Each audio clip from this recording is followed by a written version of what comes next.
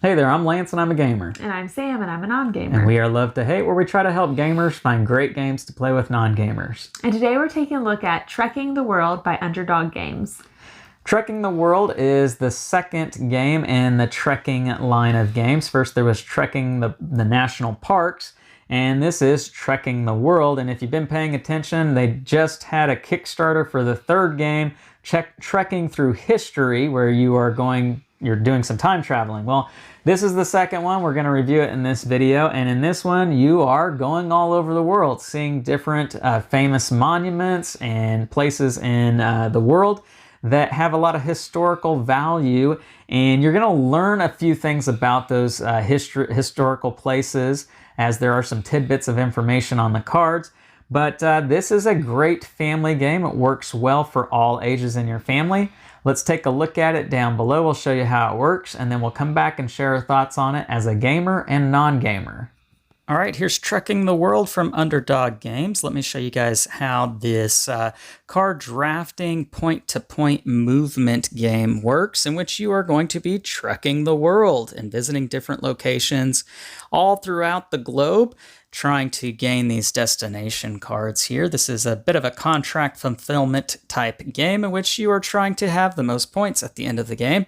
You're going to be represented as a traveling meeple here, and you're going to have a player color as well as a player board that you're going to keep track of all of the cubes that you gain throughout the course of this game. At the beginning of the game, you are going to start in an airport somewhere on one of the different continents. You can see each continent is of a different color, and that's going to help you to know which destination is which, as they are color-coded in the top right of the cards there, matching the different spots on the board. Now, on your turn, this is a very simple game, and you do have reminders of what you're going to do on your turn, as well as player aids, so that is very nice. But the first thing that you are going to do is move, and you must move if you are able to do so. How this works, you are going to be playing cards from your hand to help you to move. You can see each one has a number, and whatever number is how many you can move. Now, you can combine the cards together, so like I could combine these two cards to move for 3 spaces, or I could simply play a 3 to move 3 spaces. Whatever number I end up playing, that is exactly how many spaces I have to move. And you can see here that would be 1, 2, 3, 4. You get the idea. Now, the rules for movement are you cannot backtrack on the same turn, so I could not go here and come back, nor are you allowed to go to a spot that another player is at. If there were a player here, for instance, I would have to go this way. Now, wherever I end my movement, so say I end it right here, I'm going to take that particular block and put it on my player board in the same color as far to the left as I am able to do so. What I'm trying to do, I'm trying to fill up each of these columns. For each column that I have filled up, I'm going to score that point total at the bottom for whichever one I have the highest one. So if I fill up only this one on the left, I'll get 5 points, but if I'm able to fill up the second one, I'll get 10 points. Obviously, I want to try to get all the way down here to get 25 points. Anything extra is just going to go into these sections right here. Now you see these stars right here. That means if I have at least 2 of a particular color, I am eligible to take one of these tiles. Now this is going to go to whoever has the most of a particular color. Again, so long as they at least have 2. So if I had 2 reds and no other player had 2 reds, I could take the most clothing. If I hold this at the end of the game, I'm going to have 10 points.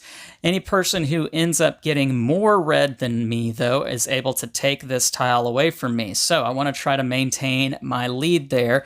The other tiles all work the same. They're going to give differing points, though, so not all of them are 10. So that's the first thing I'm doing on my turn. I am moving. The second thing I'm going to do is choose to do an action. And you have 3 options here. The first is draw 2 cards. And this works in the same manner as Ticket to Ride. You can take a card that is shown here in the market. That's going to immediately refill. So for instance, if I were to take this red one, a new card would come and fill in its spot.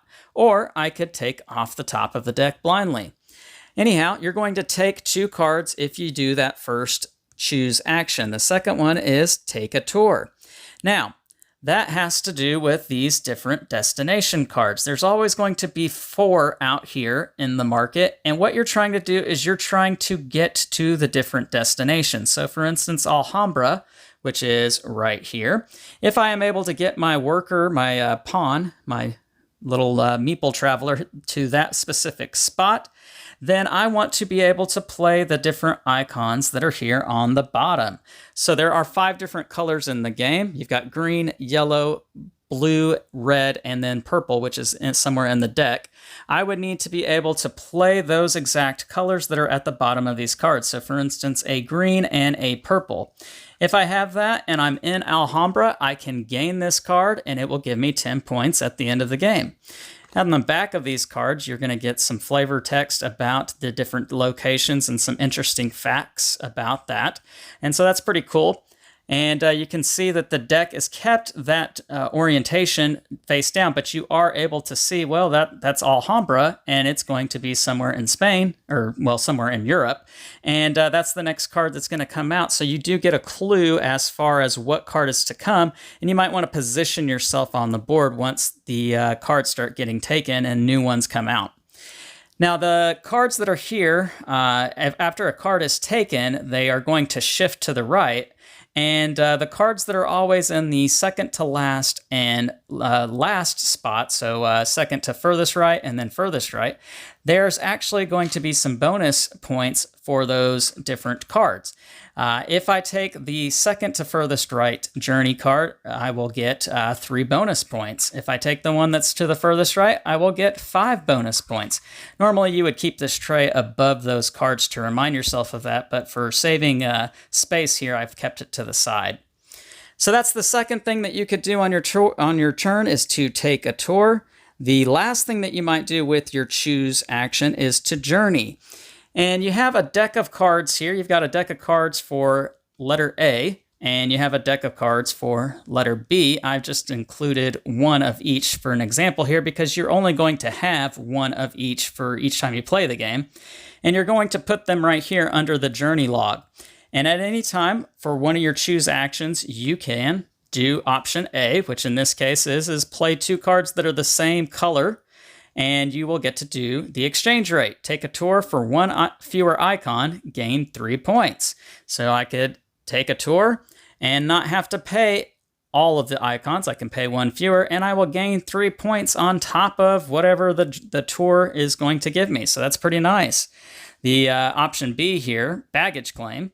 Again, pay 2 cards that are the same color and move to the airport in your region. Take any 1 cube from that region. That's pretty nice. Now, we haven't talked about airports yet, so let's talk about that.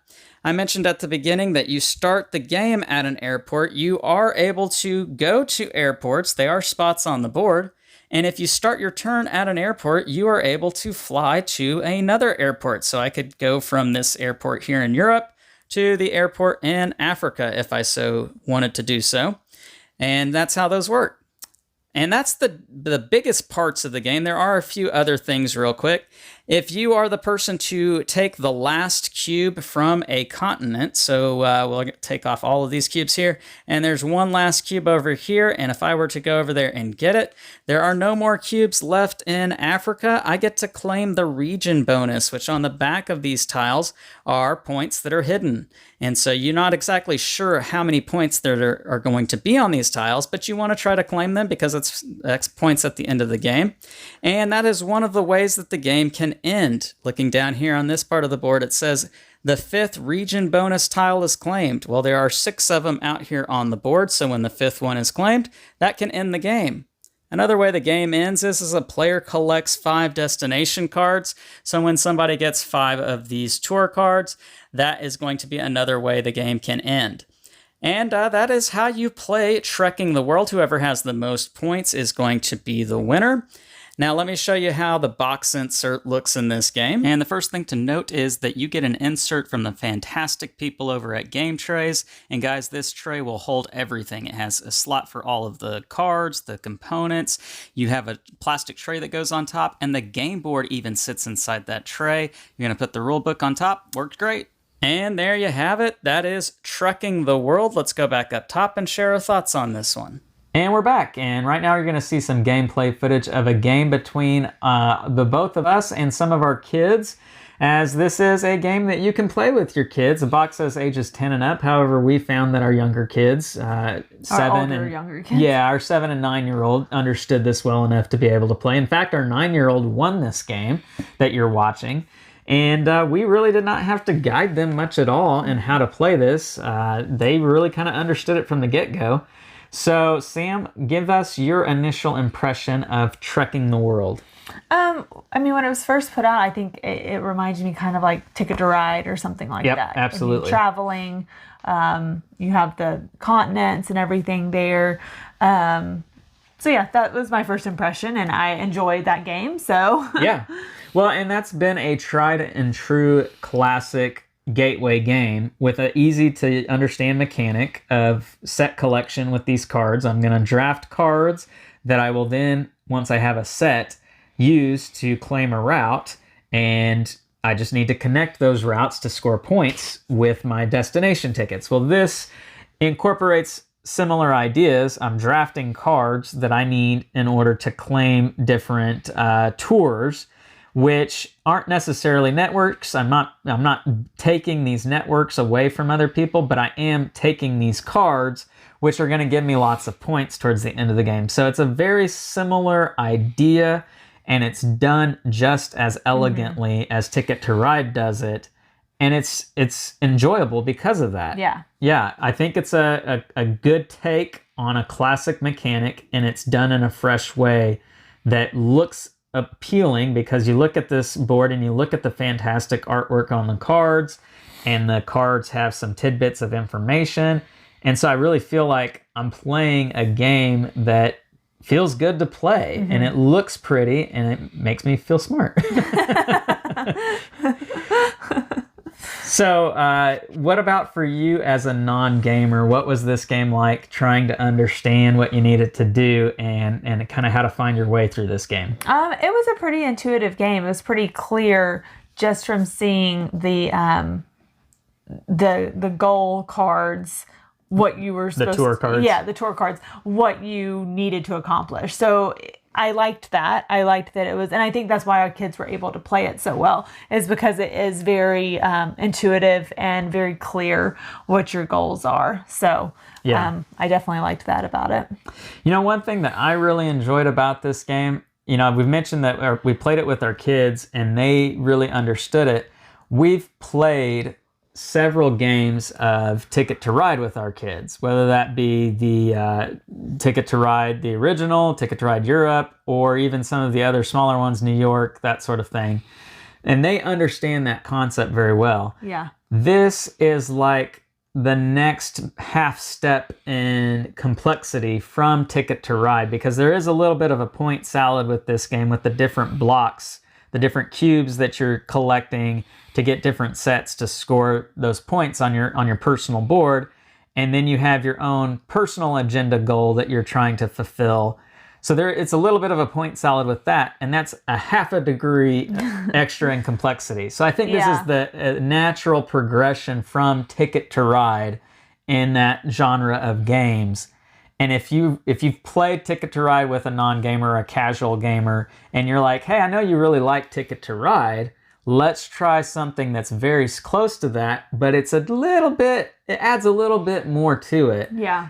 This is a perfect game for that. Yeah, I agree. I think if you find somebody who really likes Ticket to Ride, they're more than likely really going to like this game too. So yeah, I think this is a solid game and works real well in most cases. So let's get into pros and cons with this one. Sam, what were the things you really enjoyed about Trekking the World? Just the intuitiveness of it, and I knew what to do. I knew what the goal was. It was easy to play. I like when we can play games with our kids that they understand easily, and that was definitely the case with this game. It's very clear what your goals are and how to accomplish them. It's a very visual thing with this game. It's not cerebral. It's not something that I have to plan 3 moves ahead to really kind of do well. It's something where, okay, I know the Great Barrier Reef is out there. It requires 2 blues and a red. I've got 1 blue and one red, I need to get that other blue, and then I need to get myself in that spot. Yeah, I think it's a very visual thing that works well with that. So yeah, what else did you like about this one? I mean, it's a very colorful game. I really enjoyed the pictures of the gold cards and things like that. So I think it's a, visually pleasing game as well. Absolutely. Yeah. Any cons? I think with the higher player count, people are, for lack of a better word, stealing your gold cards or your cubes a lot faster. Yeah. I think with 2 players, you could accomplish your goals a little bit better. With 4, I found that we were, you're real close to that, and then somebody else took it from under you. Yeah, you can get in each other's ways, and you're not allowed to move through other players. Yes. They act as barriers. They block you off. And so the board can get pretty tight, especially when you get 3 people on the same continent. That really kind of feels like, man, you're making me have to go all the way around to get to this, and I'm not likely to get there before you do. That is an element to this game that you don't experience when you're playing the 2-player game for sure. Yeah. Any other cons? I mean, I don't think so. I think overall it's a really enjoyable, fairly quick. I don't think it took us 60 minutes to finish. And I think that's, again, higher player count, you're going to finish quicker. I think it was just under 60 minutes, maybe in the 50-minute range. Yeah. All right. Well, scale of 1 to 10, love to hate. What are you going to give Trekking the World? I would probably give this game a 7.4. Okay. All right. Yeah. I was actually thinking 7.4 myself as well with this one. So it's interesting you kind of came up with the same number. For me, Ticket to Ride is a great game, classic game. It's, in my mind, of all the games in the world, it's probably like a 7.1. As I said, it adds a little bit to the mix, and because of that, I'm going to give it a little bit more. Yeah. Because I enjoy this one. If I'm going to pick between this and Ticket to Ride, I'm going to go with this almost every time because it adds that little something extra to it, and I enjoy that. It is. I enjoy it more at a 2 or 3 player count, like Sam said. If I'm playing 4 or 5 players, I might side more so back to Ticket to Ride or Ticket to Ride Europe. But if I'm playing with 2 or 3 players, I think I'm going to side more with this. So that's our thoughts on Trekking the World. You'd recommend it playing with non-gamers? Yeah, absolutely. I would too. I would absolutely recommend that. So it is from Underdog Games. Go check it out. Make sure to like and subscribe and push that bell button so you get notifications of all our new content. I'm Lance. I'm Sam. And we are Love to Hate, where we try to bridge the gap between gamers and non-gamers. We'll catch you next time.